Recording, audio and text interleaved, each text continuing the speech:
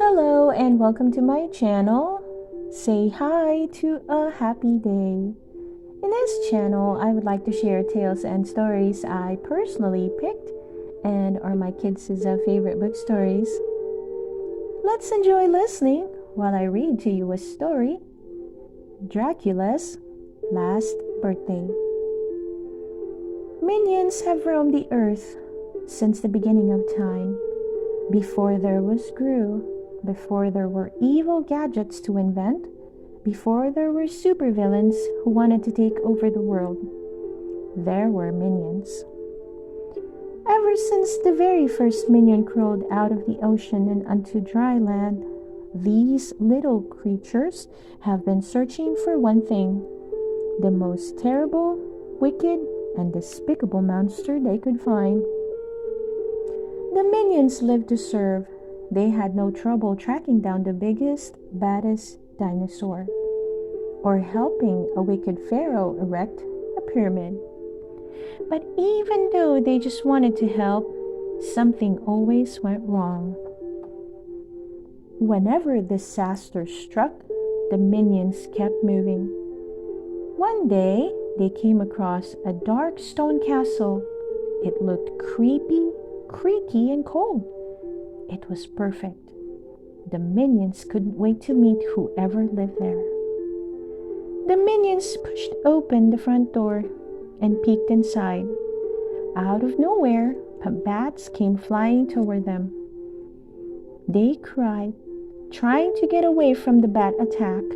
The minions stumbled into dusty cobwebs. They jumped into sticky cauldrons. They hid behind heavy, dirty curtains.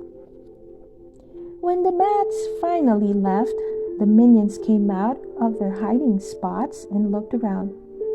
At the end of the long, dark hallway was a spooky wooden coffin. "Ooh," they said.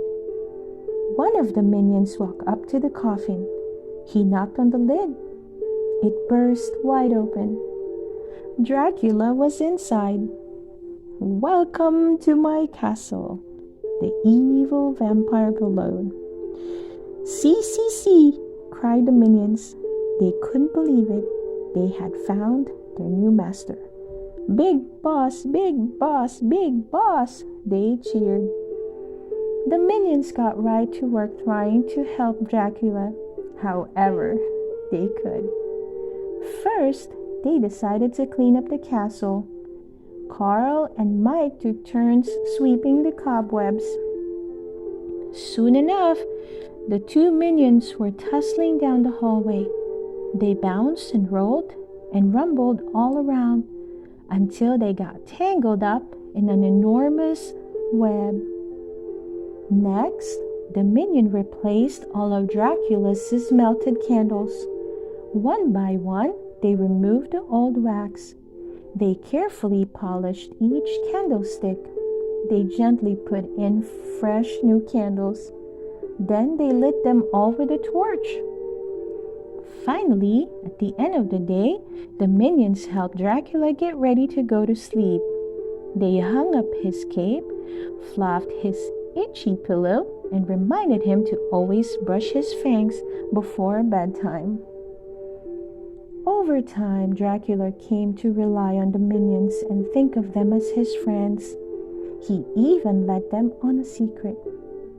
"Tomorrow will be my 357th birthday," he said proudly. The minions were excited. They wanted to throw their evil boss an evil party to celebrate his many years of evil doing. But they didn't have much time.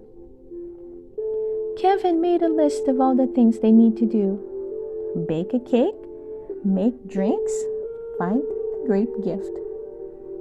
Chuck and Norbert made punch in one of Dracula's cauldrons. They put ice cream and fresh fruit in the juice. Delicious. Dave and Paul got started on the cake. They mixed together eggs, flour, strawberries, and sugar. "Yum, yum," they said. Finding the right gift was the hardest part. What does a minion get for the villain who has it all? The minions put their heads together until they thought of the perfect present. A portrait of Dracula with all his yellow friends by his side. They got to work painting their masterpiece. Finally, it was time. The big day had arrived. Dave and Paul led Dracula to the ballroom where the party was just getting started. "Surprise!" the minions yelled. "Oh, how wonderful!" Dracula crackled as he sipped from his goblet of fruit punch. "Big boss, big cake," said Kevin. He opened the door to reveal minions carrying a strawberries and cream cake. Dracula took a deep breath and blew out the candles. They were about to give Dracula his present when Norbert realized it was too dark to see. They had gone to a lot of trouble making it perfect, and he wanted to make sure their boss would enjoy it. The minions grabbed the curtains and pulled them apart. Sunlight poured in and onto their painting. Where Dracula had been sitting, there was now a big pile of ashes.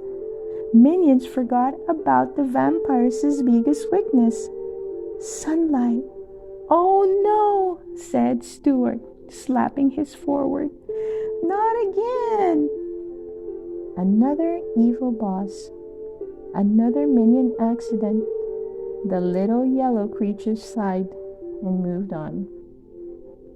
Soon they found another perfect, despicable monster in a French captain. At least, that is, until they messed up again. The end. I hope you enjoyed listening to the story, Dracula's Last Birthday. Please don't forget to hit that like button and subscribe to listen to more of our favorite book stories. See you soon!